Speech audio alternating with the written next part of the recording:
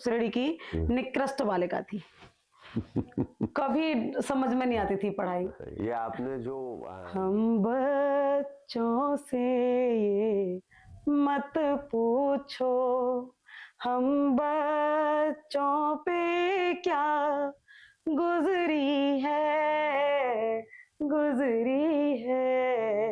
हमारे गुरुजन ये जानते हैं, शिक्षा क्या भाव में बिकती है। एक महीने तक पूरी प्रैक्टिस करवाई और सर बाद में वो दिल्ली में बदरपुर डिस्ट्रिक्ट वो है अपना साउथ दिल्ली का, वो पूरा टॉप करके आई सर। वो अच्छी सर, आपने वो सवाल पूछ लिया जिसका मैं उत्तर देना पसंद नहीं करती हूँ, लेकिन हाँ अगर आपने पूछा है तो आपको उछलने लगे। और सर उसके बाद हमारे कल्याण में जो रफ्तार पकड़ी है, फिर रुक नहीं पाते हम। लेकिन ये विधाता को मंजूर नहीं था।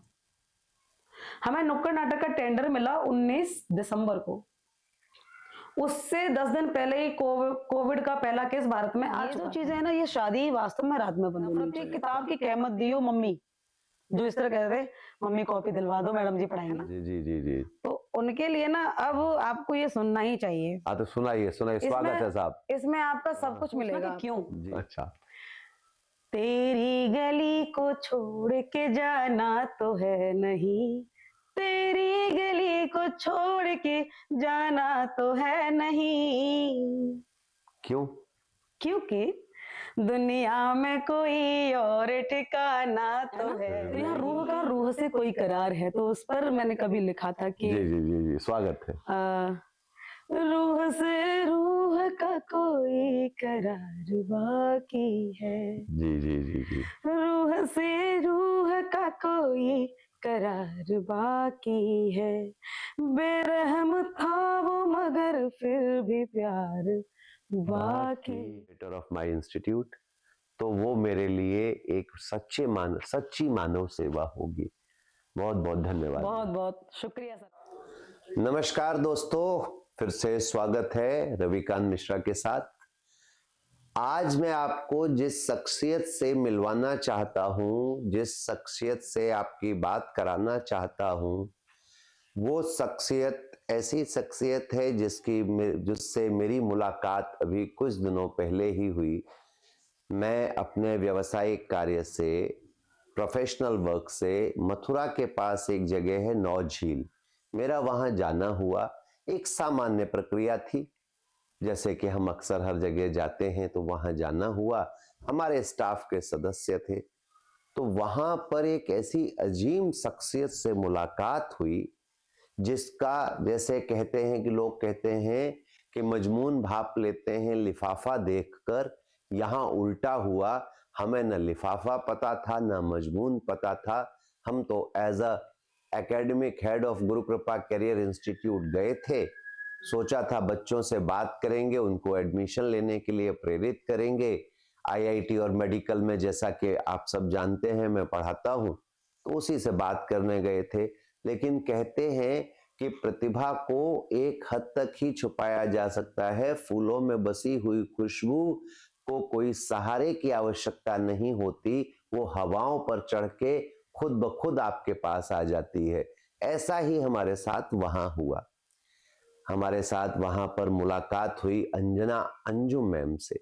पता चला कि अंजना अंजुम मैम एक एनजीओ चलाती हैं जो कल्याणम ट्रस्ट के नाम से चलाती हैं, और समाज का वो वर्ग जो तापित है, शापित है, अभिशापित है, ऐसा वर्ग जिसके लिए कहीं पर कोई मार्ग नहीं है, कोई साधन नहीं है, मैम उसके लिए एक किरण, रोशनी की किरण बनकर एक रोशनी फैला रही हैं, उनको शिक्षा देकर उनका जीवन संवार रही हैं।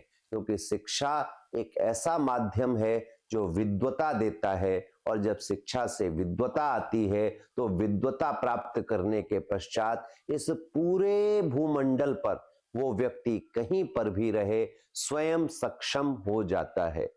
ये बहुत आसान है किसी को एक वक्त का भोजन करा देना और पुण्य कमा लेना, लेकिन अगर आप किसी को शिक्षा दे देते हैं, शिक्षा का मार्ग दिखा देते हैं, तो आप उसको जीवन भर के लिए स्वयं एक ज्योतिपुंज बना देते हैं और वो पूरे भूमंडल पर अपनी आभा, अपनी प्रतिभा दिखाता है, प्रतिभा दर्शाता है।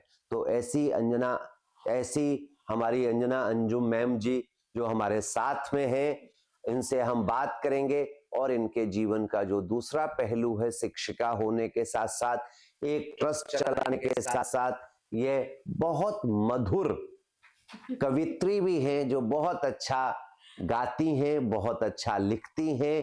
तो आज मैं मैम से आग्रह करूंगा कि वो पहले हम उनके ट्रस्ट के बारे में बात करेंगे, वो अपना ट्रस्ट कैसे चलाती हैं, और इसके अलावा हम बात करेंगे उनके दूसरे पहलू पर, जहां पर वो कविताएं लिखती हैं, काव्य सृजन करती हैं, लोगों के अंतःस्थल को, मर्म स्थल को अपनी कविता के माध्यम से छू देती हैं, स्पंदन करा देती हैं। श्री अंजना अंजुम मैम जी, स्वागत है मैम।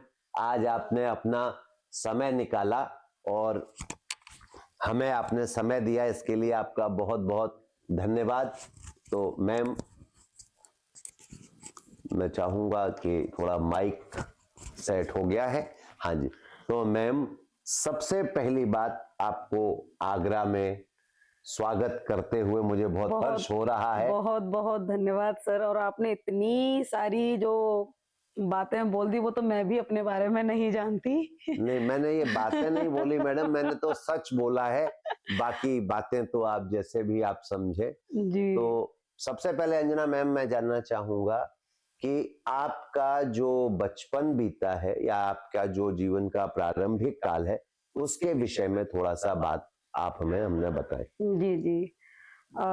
जैसे कि नाम अंजना है, तो नाम मेरा पहले गांव में क्या था ना कि कैसा भी नाम रख दिया करते थे। तो हमारे गांव के प्रधान जी थे, तो पापा उनके पास गए कि भाई लाली का एडमिशन करना है। तो बेसिकली मेरा जन्म सादाबाद के एक छोटे से गांव में हुआ। फिर वहां से पापा का ट्रांसफर हो गया, तो हम लोग आगरा आ गए। तो 1992 से हम लोग आगरा में हैं। उसके बाद पढ़ाई लिखाई भी यही हुई। तो जो नाम का है, हमारे गांव के प्रधान जी थे, तो उन्होंने हमारा नाम रखा अंजना, क्योंकि वो हनुमान जी के बड़े अनन्य भक्त थे। तो नाम रख दिया अंजना, तो वहां से हमारा नाम अंजना हुआ। माता पिता ने हमारा नाम नहीं रखा, हमारे गुरु ने हमारा नाम रखा। क्या बात है, क्या बात है। फिर उसके बाद पढ़ाई करी। मैं बहुत अच्छी नहीं थी पढ़ाई में, मैं कह सकती हूँ अपने आप को, मैं बिल्कुल उच्च श्रेणी की निकृष्ट बालिका थी। कभी समझ में नहीं आती थी पढ़ाई। ये आपने जो दो, मैं कहूं कि अंग्रेजी में जैसे कहा जाता है कि आपने जो इसमें बिल्कुल से विसंगति वाली बात की कि उच्च श्रेणी की निकृष्ट विद्यार्थी। जी जी जी। जी, है ना। हाँ, जैसे कभी किताबों से तो अच्छा, किताबें देखने में बहुत अच्छी लगती थी, जी, पढ़ने का मन भी करता था, लेकिन हमारा बेस बिल्कुल खराब था। अब इसमें या तो कह लीजिए कि रिसीवर में ही प्रॉब्लम थी, जो सर्वर था वो तो बहुत एक्टिव रहा होगा। तो लेकिन हमने उसका दोष मढ़ा नहीं, हम जानते हैं कि फिर उसके बाद एक सर आए हमारे जीवन में 10th क्लास में। नाम होता था उनका श्री शैलेश जैन सर, जो आज भी एमडी जैन इंटर कॉलेज में प्राचार्य हैं, नहीं अध्यापक हैं। तो सर उन्होंने हमें जब बताया कि बेटा पढ़ने से ही सब कुछ होगा, तो वो कविताएं हमें पढ़ करके सुनाते थे सर। तो हमने पहली बार जो हमने वहां कविता को पढ़ा और समझा, तब से हमें पढ़ने की ललक जगी।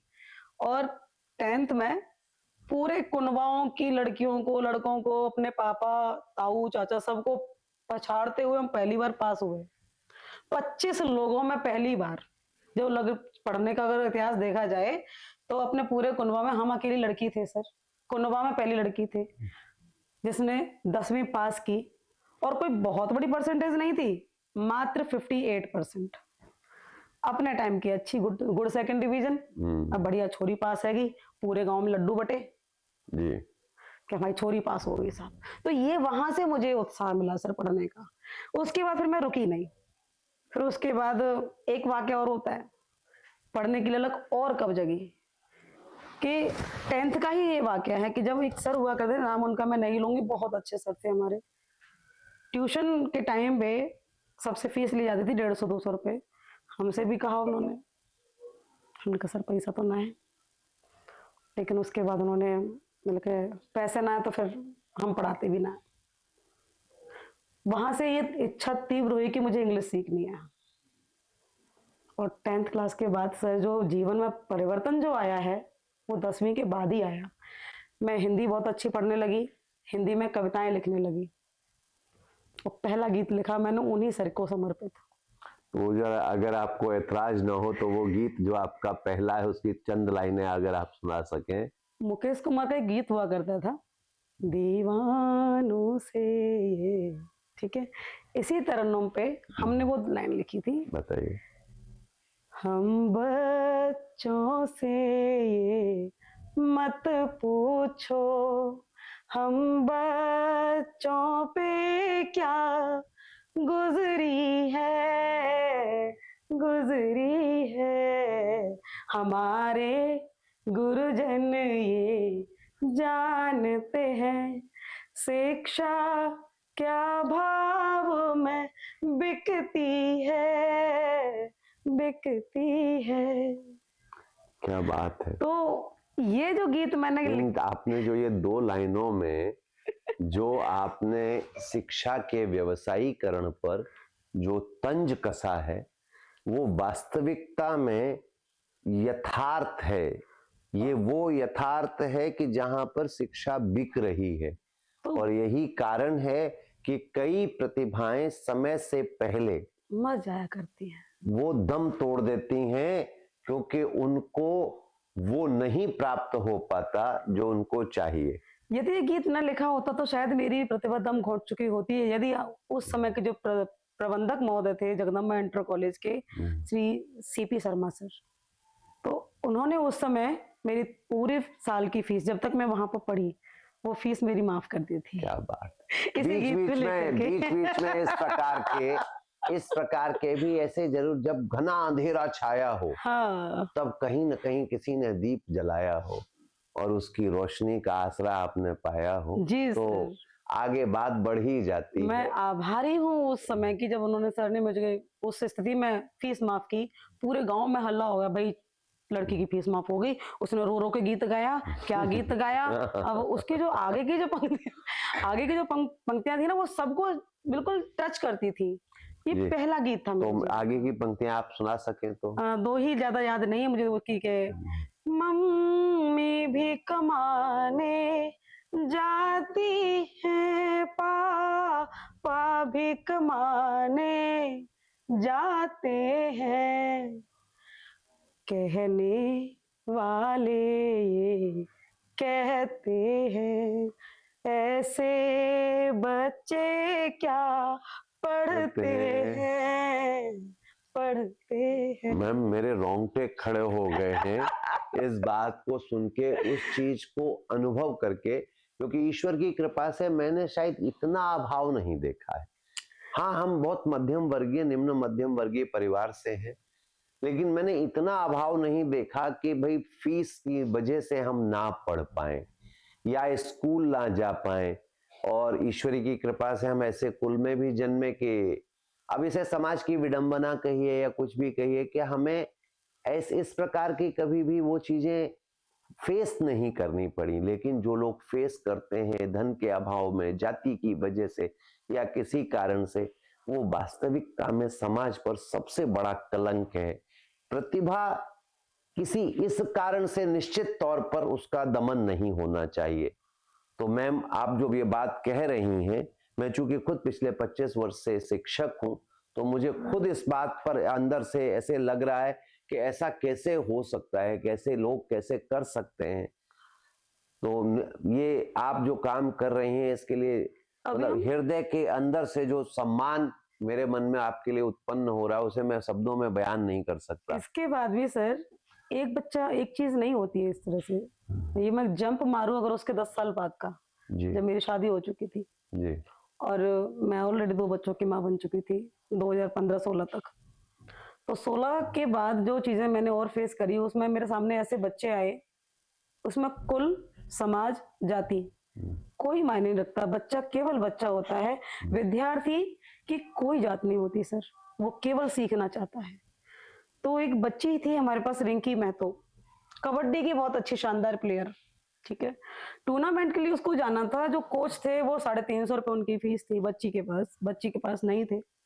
तो बच्ची की मम्मी बोली कि मैम अपनी दवाई लें, कि इनको पढ़ाएं, खिलाएं, किराया दें, पापा इनके इतना काम करते नहीं, पापा भी दिहाड़ी मजदूर हैं, हम पर कुछ काम आता नहीं, कितना कैसे करेंगे। हमने कहा कोई बात नहीं, बस आप एक बार इनको हाँ कर दीजिए, इनको हाँ कर दीजिए कि इनको टूर्नामेंट वो करना है। कि ठीक है मैडम, उनका फीस की चिंता मत करिएगा, बच्ची को करने दीजिएगा। हमने बिटिया के दोनों हाथ अपने हाथ में लिए और हमने पूछा कि बेटा क्या ये टूर्नामेंट जीत पाएंगे? मैम जान लगा दूंगी। इससे ज्यादा मैं क्या करती। वो 3 बच्चियों का ग्रुप, उन तीनों बच्चों का हमने 1 महीने तक पूरी प्रैक्टिस करवाई। और सर बाद में वो दिल्ली में बदरपुर डिस्ट्रिक्ट वो है अपना साउथ दिल्ली का, वो पूरा टॉप करके आई सर वो बच्ची। क्या बात है, क्या बात। तो फिर उसके बाद फिर मैं रुक नहीं पाई। जिन बच्चों का जो भी हुआ, बच्चियां स्टेज पे नहीं बोल पाती थी, जिस बच्चे ने मुझसे ये बोल दिया कि ये नहीं होगा मेरे से, मॉनिटर तुम ही हो, उसके बाद चीजें इतनी बड़ी। दुर्गेश का मैं नाम लेना चाहूंगी यहाँ पे। वो लड़की पढ़ने में बहुत अच्छी थी, अभाव इतने कि आप यकीन नहीं कर सकते। कि पापा रील गली गली बेचते हैं, मम्मी तुरपाई करती हैं कपड़े ला ला के दुकानों से, लेकिन बच्ची की परसेंटेज 94% 10th क्लास। क्या बात है, क्या बात है। ठीक है। और 97% 12th में। ऐसे बच्चों को क्या हम रोक पाएंगे? कभी नहीं रोक सकते, केवल उनको बताना ही तो था कि ये करना है। इसके बाद सर एक प्रोग्राम आया हमारे पास क्रियांजलि करके, और उसमें उनको संस्कृत के श्लोक बोलने थे। दुर्गेश को संस्कृत में महारत हासिल है। तो ठीक है साहब, हमने उनका नाम लिखा दी। मैं बोल ही नहीं पाऊंगी। लड़की स्टेज पे कांपने लगी, मैं बोल ही नहीं पाऊंगी। हम सामने खड़े हो गए उसके और नीचे स्टेज पे बैठ गए कि हम बैठ उठाएंगे तभी जब तुम बोलोगी। सब हमें देख रहे थे कि ये क्या हो रहा है। तो उसके बाद उसने थोड़ा सा पानी पिया, और उसके बाद जो उसने श्लोक बोले हैं गीता स्तोत्रम, वो बोलती चली गई और सर उसके 5551 का पुरस्कार मिला। क्या बात। तो आज वो इसमें दिल्ली विश्वविद्यालय से बीएड की तैयारी कर रही हैं, बीएड कर रही हैं, और एक स्कूल में पढ़ा भी रही हैं। तो ये आप जो मैम बता रही हैं, ये वो नायक हैं जो कहीं घने अंधकार में, जहां किसी भी प्रकार की कोई भी सम्मान पुरस्कार किसकी कोई लालसा नहीं है, जहां पर कहीं पर भी किसी भी चीज को कि खुद को ऊपर उठा लें इसकी लालसा नहीं है। सिर्फ लालसा ये है कि जहां पर बिल्कुल से कोई दबा हुआ है, कोई धका हुआ है, उसको ऊपर कर दें। ये नेपथ्य के नायकों के रूप में आप जो काम कर रही हैं, ये निश्चित तौर पर अत्यधिक प्रशंसा योग्य है। और इसकी जितनी प्रशंसा की जाए, और जो जो करता धरता है हमारे समाज के सरकारें हैं, उनको वास्तविकता में इन चीजों पर ध्यान देना चाहिए कि वास्तविकता में काम कर कौन रहा है। क्या सिर्फ लोग दिखावे को, जहां पर सिर्फ दिखावा ही मुख्य अवयव रह गया है, वहां पर ऐसे लोग भी हैं जो बिल्कुल से समाज के सबसे निचले वर्ग के साथ में काम करके उनको आगे बढ़ा रहे हैं। तो मैडम, जब आपने ये सारी चीजें की तो कल्याणम ट्रस्ट का विचार कैसे आया?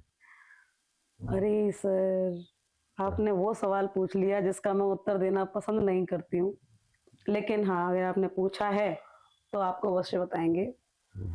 2016 से मैंने आपको बताया कि बच्चे मुझे मिलना शुरू हुए, उनकी परेशानी जानना शुरू करी, क्योंकि उससे पहले मैं भयंकर अहंकार वाली लड़की हुआ करती थी कि हाँ भाई हमने तो बीएड कर लिया है, हम तो बीएड धारक हैं। तो आपकी जो सोनिया मैम है, हमारी सोनिया शर्मा मैम, उस समय की हमारी बड़ी अच्छी संगिनी रही हैं, और इनके अंदर जो हिम्मत है ना, इनके बराबर हिम्मत मैंने कभी नहीं देखी किसी में। क्योंकि इन्होंने मुझे उस स्थिति में सब कुछ सिखाया है जिस स्थिति में कुछ नहीं जानती थी, समझिएगा। जबकि मैं एक बेटी की माँ भी थी, इस समय बीएड कर रही थी। मैंने बिना बेटी के इनके घर पे मैं 1 हफ्ते जब रही, तो उस समय मैंने सीखा सब कुछ। तो वो आगे फिर बढ़ती हूँ मैं कि कल्याणम अभावों में अपने स्वभाव को संभालते हुए एक ऐसी यात्रा थी जिसमें हमें बहुत कुछ अच्छा करना था और पॉजिटिविटी के साथ करना था और वास्तविक करना था। मैं एक एनजीओ में काम करती थी एज अ वॉलेंटियर। तो वहां बहुत सारा सामान बच्चों का आता था सर, बहुत सारे डोनेशंस भी आते थे, पर वो डोनेशंस कभी बच्चों तक पहुंचे नहीं सर। अच्छा, हमें किसी ने बोला कि मैडम ऐसे एनजीओ बहुत काम करते हैं। हमें लगा करता होगा वास्तव में, हमने भी यूज किया, तो कई तो काम किए। अब पता ही नहीं था कि ये रजिस्टर्ड भी होते हैं। पर तुमने ऐसे ही नाम रख लिया कल्याणम। फिर कल्याणम नाम आया तो सब बच्चे बोले कि मैम नाम तो बहुत अच्छा है, नाम तो बहुत अच्छा है। जिसमें मैं नाम लिया रिंकी, दुर्गेश, नंदिनी, राहुल, विशाल, आदित्य, अभिषेक, विनीत, और ये सारे बच्चे बच्चे थे केवल अंडर 16, और इसमें 3 बच्चे हमारे अंडर 20। ये बच्चे, उन सब में सबसे बड़ी मैं, ठीक है। और उस समय मैं 29 साल की, छोटा सा बेटा 2-2.5 साल का। अब उसे लेकर के चीज़ों को, बच्चा गोद में है, मैं लेके चल रही हूँ, बच्चों के संग घूम रही हूँ, कभी रैली निकाल रही हूँ, कभी स्वच्छता नुक्कड़ नाटक कर रही हूँ, कभी कुछ कर रही हूँ। ये सब चीज़ें बड़ी चल रही थी हमारी। तो उस समय चीज़ें हमारी कुछ हुई कि हाँ भाई, एक हमें वकील साहब मिले मेट्रो में, मैडम इतने बच्चों को लेके घूम रही हो, इसे रजिस्टर करवा लो। तो कैसे होगा, कि ऐसे होगा, कहाँ होगा, वहाँ होगा। हमने कहा ठीक है सर। उनका नंबर लिया मेट्रो में से, फिर उसके अगले दिन पहुंच गए कि रजिस्टर कर दो साहब, ठीक है। उसके बाद फिर दिल्ली पब्लिक लाइब्रेरी गए, वहां हमने उनको बताया कि सर ये रजिस्टर्ड हो गया हमारा कल्याणम। कह रहे बहुत बढ़िया बात है बेटा। वहां पर थे उस समय डॉक्टर BR गौड़ साहब। उन्होंने बोला कि आप, ऐसा है, नुक्कड़ नाटक की टीम बताइए आपकी क्या काम करती है। सारे छोटे छोटे बालक, और नुक्कड़ नाटक में तो बड़े बच्चे चाहिए उनको, नहीं तो बाल मजदूरी में आ जाता। तो उन्होंने कहा बेटा बच्चे तो तेरे छोटे हैं। मैंने कितने बड़े बच्चे लाऊं? उन्होंने कम से कम 14 साल से ऊपर के हो। अब 14 साल से ऊपर वाले बच्चों में थोड़ा सा कि अरे मैडम हम कैसे करेंगे। अब मैंने कहा तो तुम ही करोगे। तो सबसे छोटा जो बालक था उसमें, मेरा खुद का बेटा था, मेरी खुद की बेटी थी 7.5 साल की जी। और उसको हमने बनाया था एक बच्चे की, मतलब जो उसमें रोल थे, तो बेटी बनाया था उसको। तो इस तरह से कि सर ये तो जरूरी है। तो 4 टीम आई थी सर, और 4 टीमों में सबका देखा गया, और हमारा तो सर तालियां बजा बजा के बच्चों के हाथ लाल, और ऐसी चीख पुकार के साथ हमने जो नुक्कड़ नाटक किया है। तो सब बोले कि देखो भाई, इन सबको तो मौके मिले हैं, यहाँ बच्चों में जिजीविषा है। क्योंकि सर टी-शर्ट फटी हुई थी, पैंट भी नहीं थे, कपड़े चप्पल जूते प्रॉपर नहीं थे बच्चों के पास, कोई किसी की चप्पल में पिन ठुकी हुई थी। तो उस तरह से हमारा कोई आडंबर नहीं था। तो बोले कि चलते हैं। मैंने कहा होगा तो हो जाएगा, नहीं होगा तो सोच लेना कि हमारे 1000 रुपए खर्च हो गए मेट्रो में खर्च, कोई दिक्कत नहीं। गए हम, गौड़ साहब ने बोला बेटा तुम्हारी टीम तैयार है। उसके बाद बच्चे उछलने लगे, और सर उसके बाद हमारे कल्याण में जो रफ्तार पकड़ी है, फिर रुक नहीं पाते हम। लेकिन ये विधाता को मंजूर नहीं था। हमें नुक्कड़ नाटक का टेंडर मिला 19 दिसंबर को। उससे 10 दिन पहले ही कोविड का पहला केस भारत में आ चुका था। जी जी। जनवरी में हमने नुक्कड़ नाटक किए खूब सारे, फरवरी तक आते आते गाइडलाइंस आना शुरू हो गई।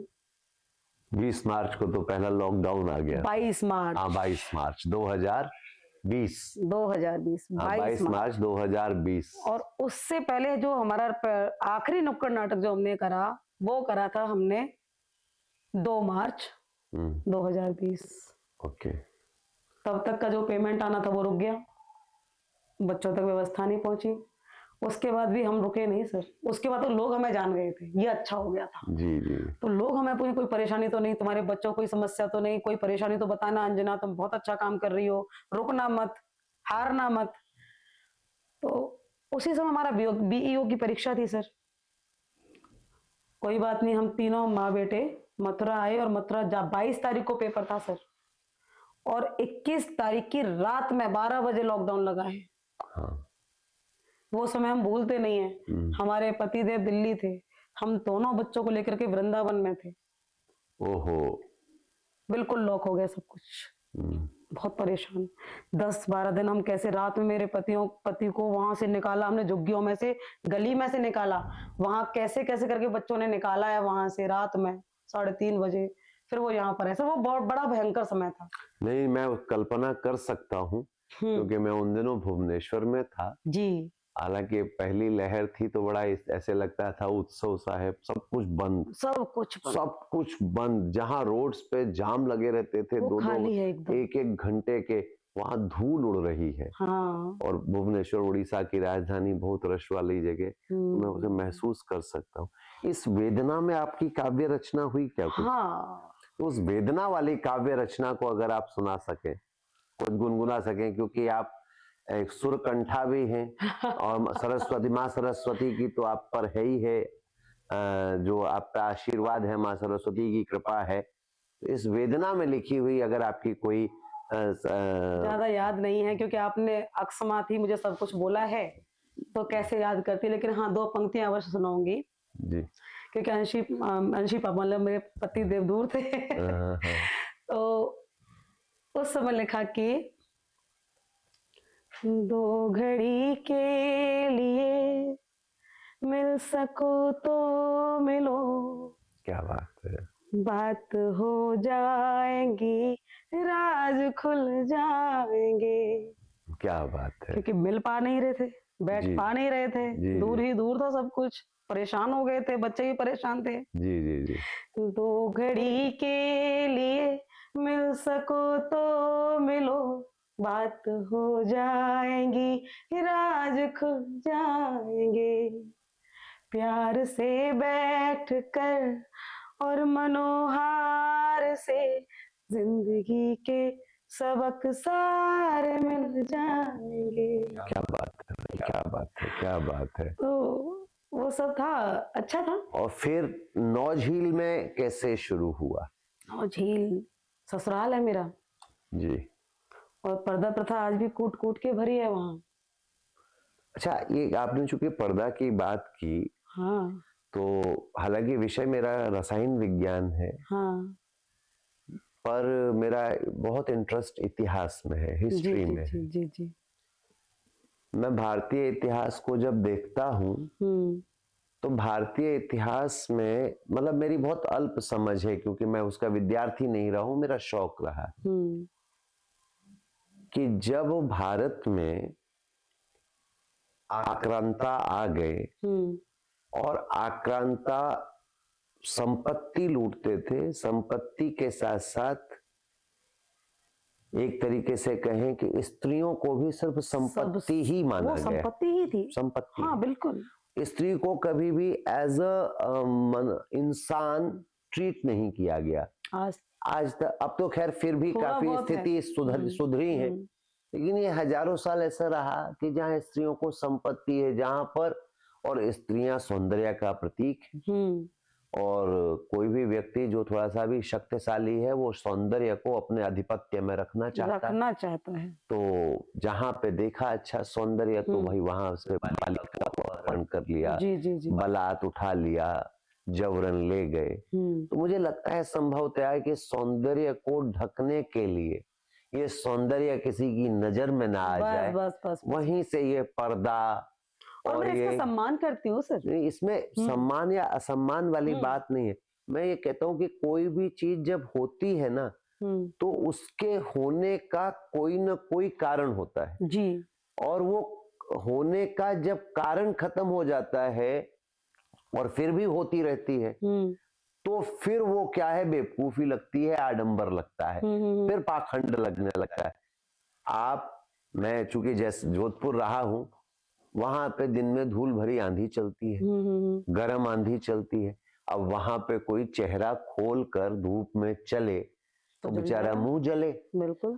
अब जोधपुर की गर्मी में कोई चेहरा खोल के चले तो निश्चित तौर पे उसकी त्वचा जले, पर वही काम अगर कोई मथुरा वृंदावन की गलियों में करे तो फिर भाई क्यों करे।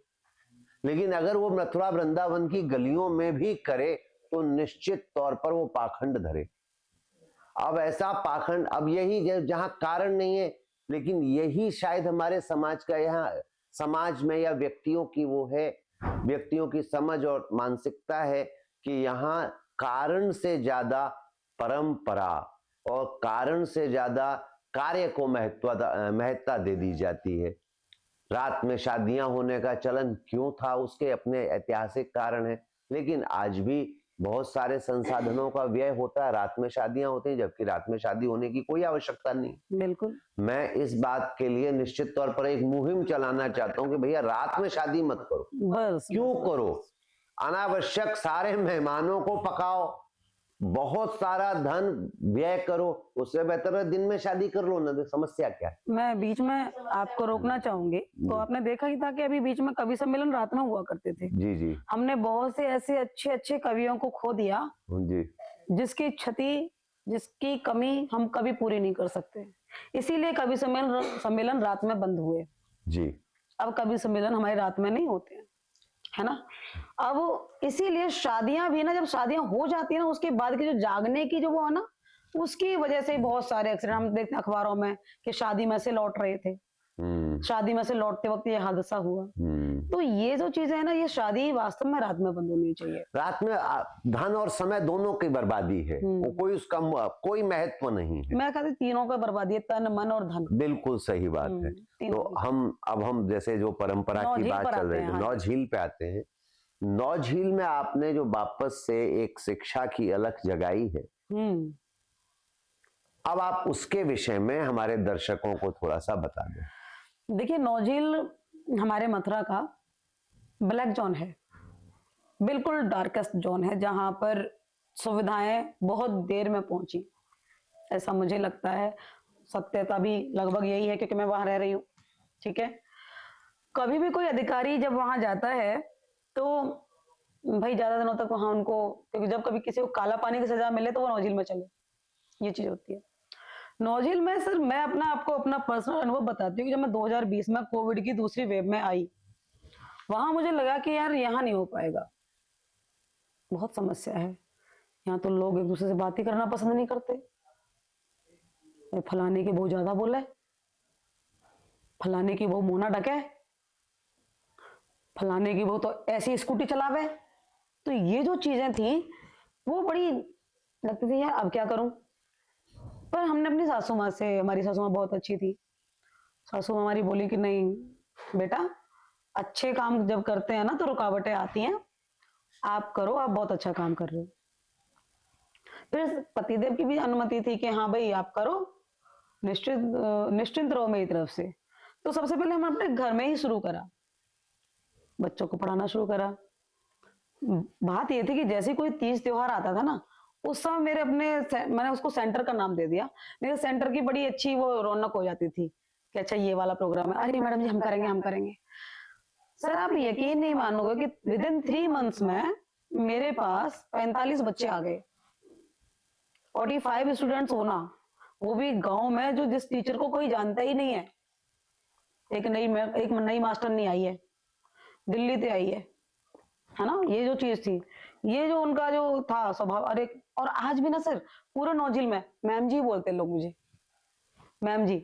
अच्छा मैम जी घर जाना, हाँ मैम जी घर पहुंच जाओ। तो ये मैम जी जो शब्द है ना, वो बच्चों के मुंह से ऐसा हो गया है कि हाँ बस, चाहे बच्चे हों, बूढ़े हों, आंटी हों, औरतें हों, सबके मुंह से मैम जी आता है। जी। तो अब ये हो गया, अब इतना सम्मान मिलने लगा।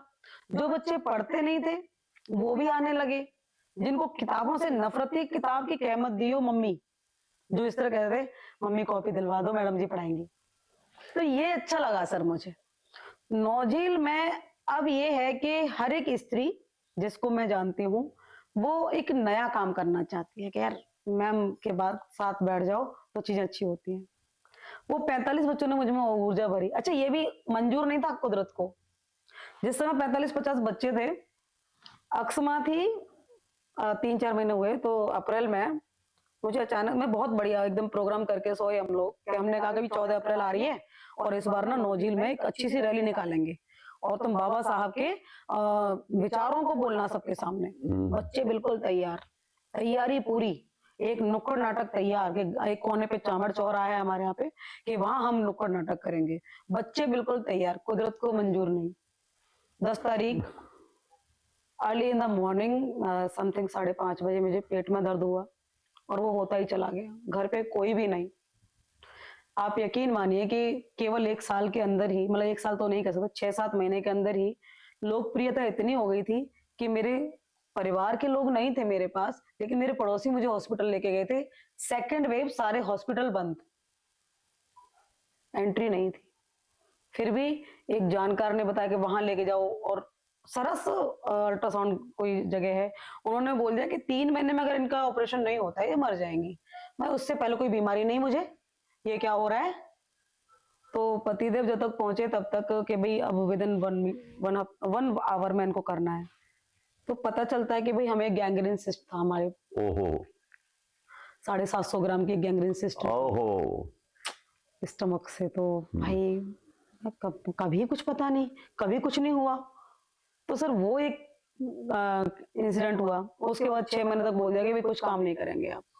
2 महीने बेड रेस्ट पे रही, तब भी आदत से मजबूर थी। बालक मानते नहीं थे, आ जाते थे। तो सर उस कंडीशन में भी बच्चे जब आना शुरू रहे ना, तो फिर मन हारा नहीं कि करते हैं। फिर एक स्कूल ज्वाइन कर लिया, वहां भी मन जचा नहीं। वहां लोगों को समझने की परख आई सर। मैं कहती हूँ एक बार प्राइवेट स्कूल में जॉब जरूर करनी चाहिए। स्कूल में जरूर करनी चाहिए। आपको पता चल जाएगा कि आप में खून कितना है और आप में समझ कितनी है। क्योंकि वहां अगर वास्तव में आप इंसान हो ना, तो उनको जो निचोड़ने की आदत है ना, उस निचोड़न से बाहर निकल के आप बहुत अच्छे इंसान बन जाते हैं। जैसे हम कपड़े निचोड़ते हैं ना, उसके बाद हमारे पास जो कपड़ा फ्रेश हो जाता है, हम ऐसे हो जाते हैं। तो मैं वो हूँ। अब बात इतनी है कि बच्ची हो चाहे बच्चा हो, जिसको भी परेशानी होती है, सब कहते हैं अंजना मैम के पास चलो। तो बहन जी से जो मैम जी तक का सफर हुआ आपका, और जिसमें प्रकृति ने आपकी 2 बार बड़ी कठोर परीक्षा ली। एक बार आपको आपके परिवार में कोविड की वजह से दूर करके, और दूसरी बार आपके स्वास्थ्य में ऐसी स्थिति लाकर, जो कि वास्तव में स्वास्थ्य एक ऐसी स्थिति है जहां पर कोई बड़े से बड़ा धुरंधर भी हथियार डाल देता है। तो ऐसी स्थिति पर, और उसके बाद जो आप फिर से उठ खड़ी हुई, ये एक प्रेरणा का वो है। इस पर आपकी कुछ लाइनें अगर हो जाएं तो फिर सोने पे सुहागा हो जाए। जिद्दी है ना। हाँ, तो जिद्दी है तो फिर कैसे है बात। तो एक आप जब बस बस बस बस तो बस फिर इसमें ना एक मैंने हालांकि देखिए कुछ चीजें ऐसी होती है ना, हमने बुला नहीं पाते, है ना। जी जी जी जी। तो उनके लिए ना अब आपको ये सुनना ही चाहिए। हाँ तो सुनाइए सुनाइए, स्वागत है साहब। इसमें आपका सब कुछ मिलेगा आपको जी। अगर आप देखिए, अभी हम लोग एक अच्छे परिवेश में हैं जी। परिवार हमारे साथ है ना जी। हम कभी विद्यार्थी भी रहे, बिल्कुल, है ना। हम उन गलियों से भी निकले जहाँ जाना बड़ा अच्छा लगता था, जहाँ ठहरना अच्छा लगता था कि ये रुक जाए समय। नहीं, समय नहीं रुक सकता ना, लेकिन शब्द रुक जाते हैं, है ना जी। तो अब आपके लिए ये जो गीत है या गजल है या जैसे जो भी आप नाम दें, कुल मिला के ये कह लीजिए कि इसमें ना आपकी भावना है, सबकी भावनाएं हैं जो इंसान है। चलिए चलिए, जो वास्तविक स्वागत है सब, स्वागत है। तेरी गली को छोड़ के जाना तो है नहीं। क्या बात है। जब मैं 3 बार पूछ लूं ना इसको, तो आप पूछना कि क्यों। अच्छा। तेरी गली को छोड़ के जाना तो है नहीं, तेरी गली को छोड़ के जाना तो है नहीं। क्यों? क्योंकि दुनिया में कोई और ठिकाना तो है नहीं। क्या बात है। दुनिया में कोई और ठिकाना तो है नहीं। अब ये उम्र गुजरती रही बस एक चाह में, अपने समय को याद रखिएगा। जी जी जी। ये उम्र गुजरती रही बस एक चाह में, जी चाहता है काश वो मिल जाए राह में। क्या बात जी है। चाहता है काश वो मिल जाए राह में। जी जी जी। हालांकि चमत्कार जमाना तो है नहीं। क्या बात है, क्या बात हालांकि है, क्या बात है। चमत्कार जमाना तो है नहीं, तेरी गली को छोड़ के जाना तो है नहीं। बहुत ही बढ़िया, सुंदर। कल 14 तारीख थी, जी वैलेंटाइन डे था, जी जी जी। लेकिन ब्लैक डे भी था, हाँ, पुलवामा। तो उसको सोच करके लिखिएगा इसको। बिखरे हुए एहसास है, बिखरे हैं राज भी, बिखरे हुए एहसास है, बिखरे हैं राज भी, इस घर में उसके नाम का कमरा है आज भी, ओहो, इस घर में उसके नाम का कमरा है आज भी, ओहो। जिसको कभी भी लौट के आना तो है नहीं, जिसको कभी भी लौट के आना तो है बहुत नहीं। सुंदर, बहुत सुंदर। अब आगे के, अब इंसान को नजर में रख के सुनिएगा इसको। जी। या मौला आदमी नहीं एक सच्चा शख्स दे, आदमी नहीं चाहिए, शख्स, शख्सियत जिसमें हो।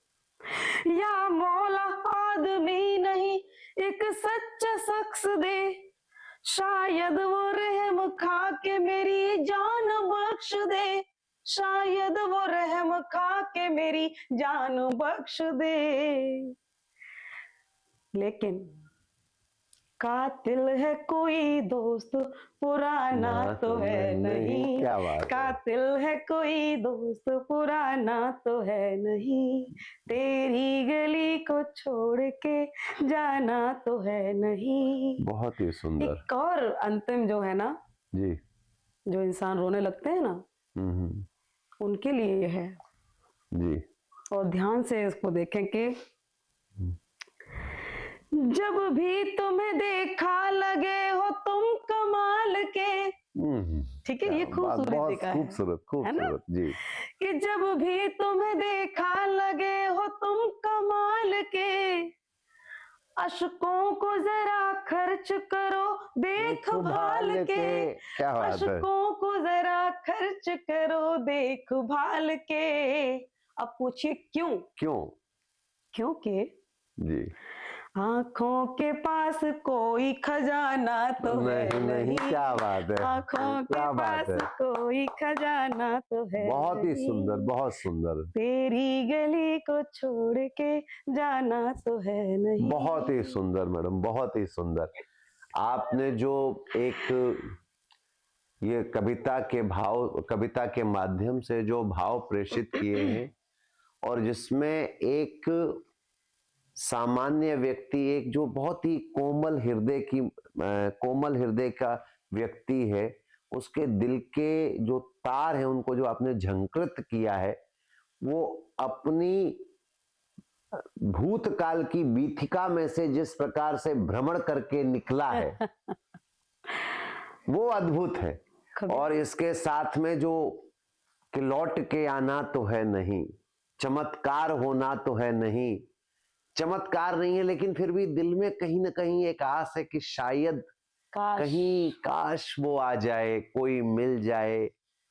लेकिन कई चीजें ऐसी होती हैं जो अपरिवर्तनीय होती हैं, क्योंकि ईश्वरीय विधि विधान में, ईश्वरी की विधि में जो विधान है वो रहेगा, लौट के नहीं आते। तुलसी बाबा ने कितना सुंदर आज से कितने साल पहले लिखा है, सुनहु भरत भावी प्रबल बिलख कहे मुनिनाथ, सुनहु भरत भावी प्रबल बिलख कहे मुनिनाथ। उसके आगे की जो लाइनें हैं, वो जो 6 विभाग हैं, हान लाभ जीवन मरण यश अपयश यह सब विधि हाथ। तो ये जो है ना, भगवान ने जो 6 अपने हिसाब में रखे, इसमें मनुष्य का कोई जोर नहीं है। आपकी कविता ने कुछ पदों में ही इस बात का एहसास करा दिया कि ईश्वर की विधि के आगे आपका कुछ नहीं, आप सिर्फ काश करके रह जाते हैं। लेकिन फिर भी जो आपने मुझे या हमारे श्रोताओं को निश्चित तौर पर जो उनके भूतकाल की बीतिकाएं हैं, उसमें जो आपने भ्रमण कराया है, वो अद्भुत है। स्वागत है साहब, धन्यवाद बहुत बहुत बढ़िया, बहुत सर।